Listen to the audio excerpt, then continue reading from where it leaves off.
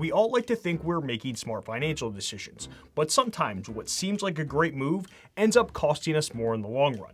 So let's take a closer look at a few investments that seem smart on the surface, but might not be as good as you think. Call me crazy, but I think it's safe to say that most of us want to do well at our jobs, because who in their right mind would enjoy going into work every single day just to underperform?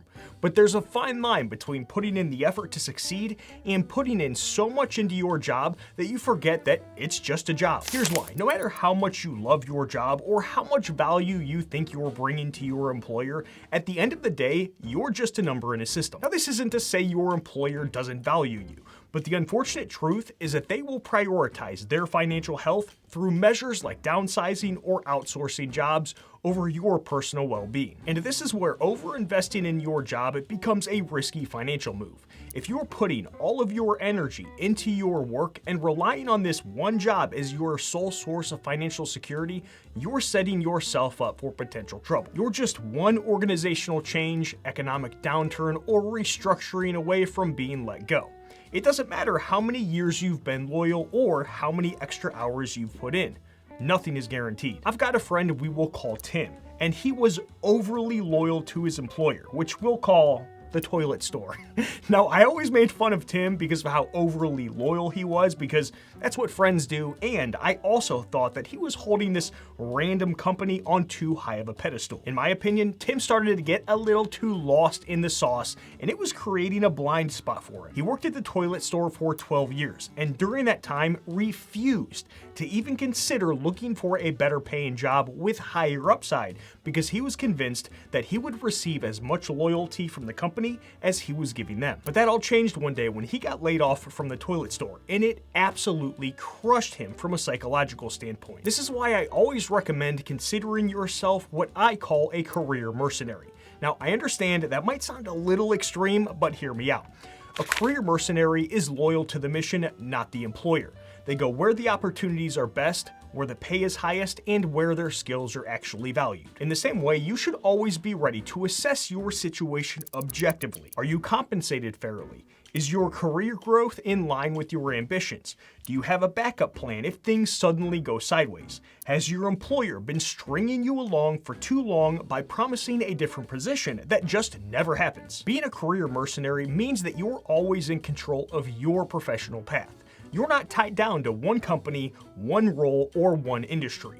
You're willing to explore all new opportunities, take calculated risks, and make strategic moves that benefit your long-term goals. This sort of mindset encourages you to prioritize your value in the marketplace rather than letting a job define your worth. It's not about being disloyal or ungrateful, or not putting in effort at work.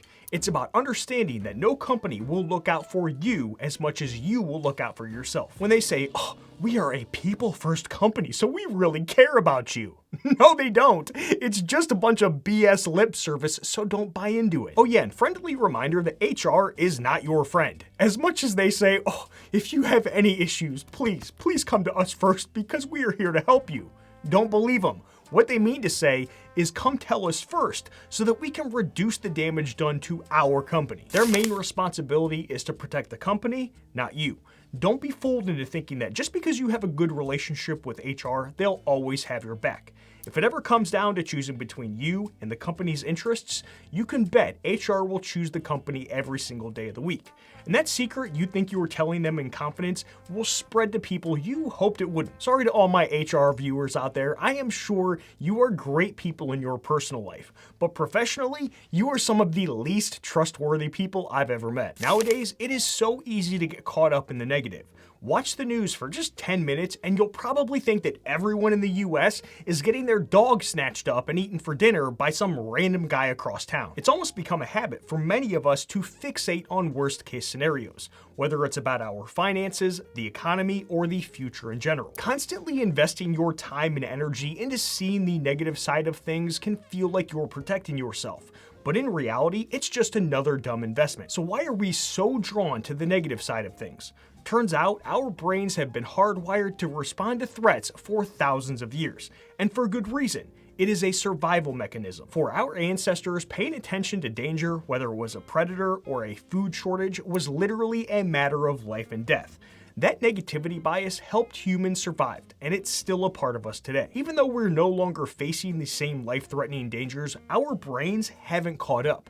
This instinct to focus on potential threats still kicks in, and social media plays into it. Negative stories grab our attention because they trigger those survival instincts. As a result, we end up consuming a constant stream of bad news, which reinforces our tendency to fixate on what could go wrong. But here's the problem. Constantly focusing on the negative doesn't help us in today's world. In fact, it's most likely going to lead us to making poor financial and life decisions. When you're always looking for a disaster, you miss out on the bigger picture. And that bigger picture, as Matt Ridley points out in The Rational Optimist, is that things actually tend to get a lot better over time. Ridley makes a strong case for optimism based on the progress humanity has made over centuries. Despite the doom and gloom we hear daily, life has improved dramatically for most people across the globe, and it continues to do so. We live longer, live healthier lives, and technology has transformed how we work, how we connect, and create opportunities across the world. I think most of us living in first world countries have been so freaking spoiled by the progress we've inherited that we tend to take it all for granted.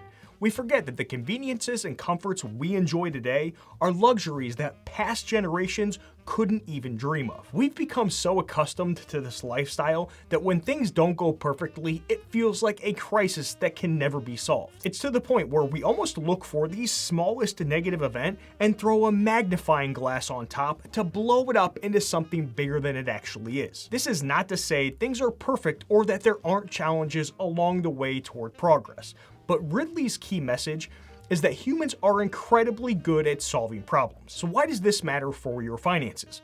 Focusing too much on the negative can lead to poor financial decisions. For example, if you're convinced that the market is going to crash, you might sit on the sidelines and miss out on long-term gains. Or maybe you avoid taking career risks because you're too focused on all the things that could go wrong. You end up playing it safe, or not even playing at all, to the point where you never see the growth or opportunities that you could have. Being a rational optimist isn't about ignoring the challenges. It's about recognizing that historically, human creativity and innovation have found ways to overcome even the toughest obstacles. Instead of obsessing over negative outcomes, a smarter investment is to trust that things will, on average, improve over time. This doesn't mean being blind to risks, but it does mean not letting them dominate your mindset. In the end, being a delusional pessimist is a bad investment of your time and energy because it doesn't yield long-term results. You're not protecting yourself, you're actually limiting yourself. Instead, I encourage you to take a cue from the rational optimist and recognize that while the world isn't perfect, the trend towards progress is real if you actually do something about it. Before we go through the next one, please help support my little dog Molly as well as this channel by hitting that thumbs up button. I'd also put buying new cars or even leasing them on the list of dumb investments you thought were smart. I don't know what it is about these things, but for some reason, walking into a dealership causes the logical side of everyone's brain to just shut off faster than your moral compass after you start texting your ex at 2 a.m. Suddenly, bad decisions seem like brilliant ideas. We're constantly being manipulated by the car industry and society into thinking that we're insane for not owning a brand new car. They're almost making it seem like you're missing out on some life milestone like the birth of your first child if you're not driving the latest model with all of the bells and whistles. I've met a couple of people who found it absolutely disgusting to even consider owning a car that someone else used before. They treat it like it's a used pair of underwear someone has been farting in for the past 48 hours. The fear-mongering around this is also extremely amusing. They'll try to guilt you into thinking that you don't care about your family's well-being because you're not buying the latest car with all of the newest safety features. Oh my gosh, and the marketing is relentless as well, convincing you that a new car equals success, status, or even happiness. Don't you know your career depends on you driving around in a brand new car? What do you want potential customers or your coworkers thinking that you are a poor person driving a car that's 5+ years old? Think of this decision as an investment in yourself and how people perceive you. It is so stupid. So here's the truth. You're being sold a rapidly depreciating asset. After the first month of driving that shiny new car off the lot, its value plummets by 10%, then increases to 20% in the first year. and you're left paying thousands of dollars for something worth significantly less. And it doesn't stop there. Sure, the monthly payments might seem manageable, but they don't tell you about the long-term financial impact. Between higher insurance premiums, the 60% depreciation after 5 years, and the opportunity cost of not being able to spend that money somewhere else. Have you ever seen those short videos on social media where someone walks up to a nice car and asks the driver, "Hey, what do you do for a living?" Don't you find it kind of suspicious that all of them seem to have great jobs with very high incomes? This paints a very manipulated picture of the real world, that everyone who drives these things must be so wealthy and financially sound, but that is survivorship bias. What we don't see are the thousands of other people who drive new cars that can barely afford the payments, which causes the rest of their finances to be as big of a train wreck as my 12th marriage. But of course, none of these creators will do that sort of man-on-the-street interview with this type of person because honestly, it's not the kind of glamorous story that grabs attention. No one wants to hear about how someone's shiny new car has them living paycheck to paycheck or having to cut back on essentials just to keep up appearances. It's way more exciting to show off the wins, not the everyday struggles or the financial juggling act happening behind the scenes. Plus, let's not forget about the keeping up with the Joneses mentality. We see our friends, neighbors, or coworkers driving around in new cars, and suddenly we feel this pressure to keep up, to show that, hey, we're doing well too. It is all a part of the trap, making you think that having a new car somehow reflects your success, when in reality, it's more often a sign of misplaced priorities. Anyone who is directly or indirectly trying to guilt you into buying a brand new car doesn't have to live with the burden of that high monthly payment, the more expensive car insurance, and the loss taken from the depreciation. Just like I don't have to live with the consequences when I tell you to stick your hand down that toilet to unclog it. Look, wanting to be completely debt-free is a great goal. Heck, I always say that choosing to pay off all of my bad debts and actively working towards achieving that outcome was one of the best decisions that I've made in my life. Even though my home isn't completely paid off yet, I get how it feels to imagine owning it outright and not worrying about mortgage payments every single month. And for many people, paying off their mortgage early can seem like a smart financial move. But when you're behind on saving for retirement, overpaying on your mortgage might actually be one of the dumber investments that you can make. And here's why. Let's start with the math. I personally like to assume a long-term stock market investment return of 7% per year. Compare that to the interest rate in your mortgage. Maybe it's 3%, 4%, or 5%. Right away, you can see a gap. You'd earn more by investing your extra money than you would by paying down a low-interest mortgage. Essentially, by putting more money toward your mortgage, you're missing out on the extra 2, 3, or 4% return from investing. But it's not just about comparing rates. One of the most powerful forces in investing is compound interest. Compound interest works best when you give it time to grow.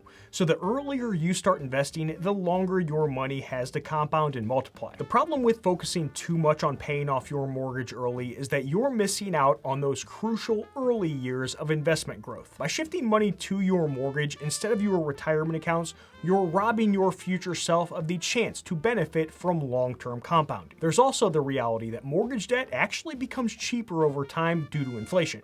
As inflation rises, the real value of your fixed rate mortgage payment decreases. You're still paying the same amount in dollars, but those dollars are worth a lot less in the future. This means that over time, your mortgage payment represents a smaller and smaller portion of your income, while your investments could be growing at a much faster rate. Overpaying your mortgage when you're behind on saving for retirement is like putting blinders on to your bigger financial picture. The last thing that you want is to end up house rich but cash poor in retirement, struggling to cover expenses because you prioritized paying off your mortgage over building your retirement nest egg. This is why it's so important to always run the numbers before making these types of decisions. Take a good hard look at your retirement plan and figure out if you're actually on track. Are you saving enough to reach your retirement goals? Have you calculated how much you'll need to live comfortably? If the answer is yes, and you're confident that you're on track, then it's okay to start putting a little extra towards your mortgage if you really want to. Even though it might not make the most sense mathematically, having that peace of mind is worth something too. I personally run my numbers to see if I'm on track with a retirement planning software called Bolden, which is geared more towards do-it-yourself investors.